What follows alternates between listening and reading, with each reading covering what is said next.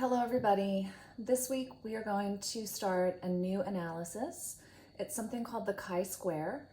I know when you look at the spelling of it, you're probably tempted to call it the chi-square, but it's actually called the chi-square, and it's because the statistic we're calculating looks like that, which is the Greek letter chi, or x. It looks like a cursive x squared. So what we're going to do this week is one of the chi-squares, which is called the chi-square goodness of fit test. The chi-square goodness of fit test. And this is a pretty different analysis than we've done so far this semester.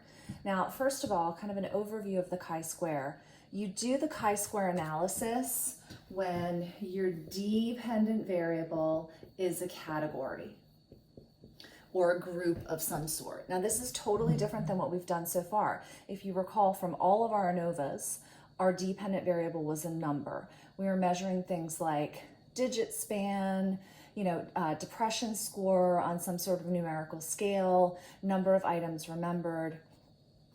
And in the correlation and regression, we were working with two numbers. So the chi-square is totally different. In this case, we're doing something where our dependent variable is a category like gender, for example. And in the chi-square goodness of fit test, it's even more unusual than what we've done in that we don't have an independent variable at all. So essentially what we're going to do is we're going to pick some variable that's represented by a category. In fact, our first example is going to be gender. And we're going to look at whether in some group there are equal proportions of gender. All right? So I guess the only other thing that I want to say here before we move on to an example is that the chi-square has properties like the F ratio. So it ranges from 0 to infinity, just like the F ratio does. If you recall from our correlation and regression, that was kind of weird. The R ranges from -1 to +1. But the chi-square ranges from 0 to infinity, just like F. All right, so I guess that's about it for starters. We're gonna jump right into a problem.